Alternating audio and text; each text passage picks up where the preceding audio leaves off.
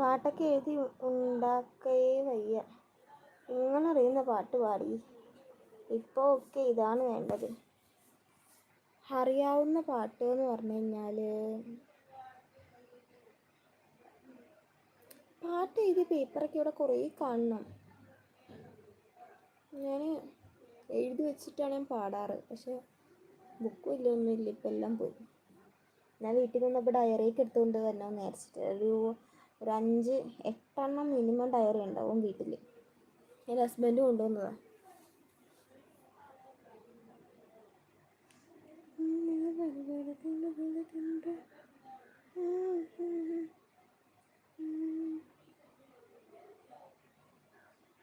ഹസ് എന്താ ചെയ്യുന്നത്? ഹസ് എടപ്പള്ളിയിൽ ഒരു A4 എന്ന കമ്പനിയിൽ വർക്ക് ചെയ്യായിരുന്നു. ഇപ്പോൾ ഇവിടെ നാട്ടിൽ വന്നിട്ട് 12 മണിക്ക് പോവുകയാണ് കേട്ടോ.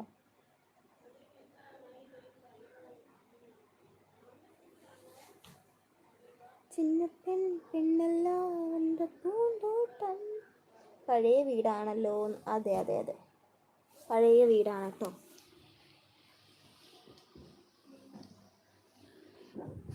10-30 വർഷം പഴക്കം ഉണ്ടാവും. ഇതാ, എനിക്ക് ആരും കാണിച്ചു തരുന്നതുകൊണ്ട് മടിയില്ല. ഇതുണ്ടോ, മേലെ ഷീറ്റൊക്കെ വെച്ചിട്ടുള്ളു. എനിക്ക് ഒരാളെ കാണിച്ചു തരുന്നതുകൊണ്ട് ഒരു മടിയില്ല കേട്ടോ. ഉണ്ടോ, ഇതാ എൻ്റെ വാതിൽ ഹോളൊക്കെ ഉണ്ട്. എനിക്ക് ആരെ കാണിച്ചു തരുന്നതുകൊണ്ട് എനിക്ക് ഒരു മടിയില്ല കേട്ടോ. എത്ര കാലമായി ചാനൽ തുടങ്ങിയിട്ട്?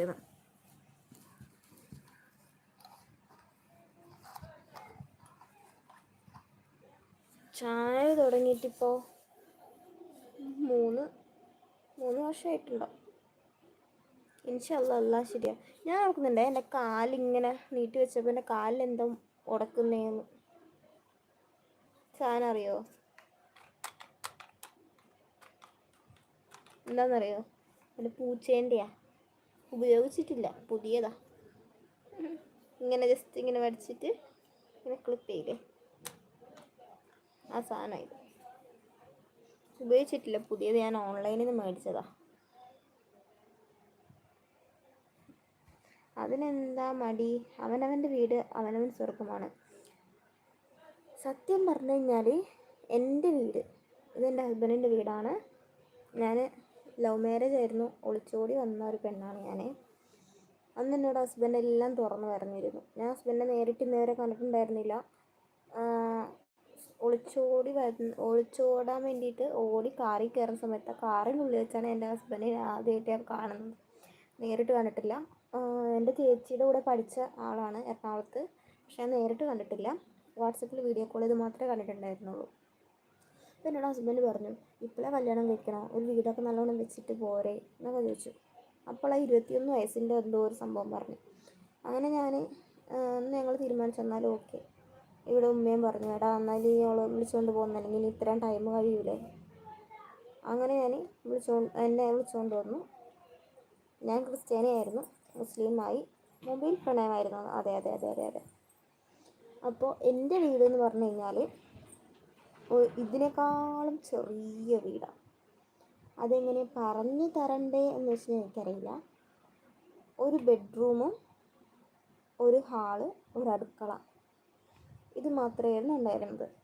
പിന്നെ ചേച്ചിയുടെ കല്യാണം കഴിഞ്ഞ് എൻ്റെ ചേച്ചിയുടെ കല്യാണം കഴിഞ്ഞിട്ട് എൻ്റെ കുട്ടിയെ മൂത്തത് 9 ദിവസത്തിന് മൂത്തത് എൻ്റെ കുട്ടിയാണ്. പിന്നെ അപ്പോൾ ഞങ്ങളുടെ കോലായി തുറന്ന കോലായിരുന്നല്ലോ, അത് ഫുള്ളും അടച്ചു. അതൊരു മുറി പോലെ ആക്കി. അത് അവിടെ TV വെച്ചു, അങ്ങനെ സെറ്റ് ചെയ്തു. പിന്നെ അതായത് ഇതിങ്ങനെ എങ്ങനെ പറഞ്ഞു തരിക, എനിക്ക് നിങ്ങളോട് പറഞ്ഞു തരണം. അതായത് ഞാൻ എൻ്റെ കൊച്ചിൻ്റെ സ്ലേറ്റിൽ വരച്ചു. എന്നോട് ആരെങ്കിലും എന്തെങ്കിലും ചോദിച്ചു എനിക്കത് പറഞ്ഞു തരണം. അയ്യോ.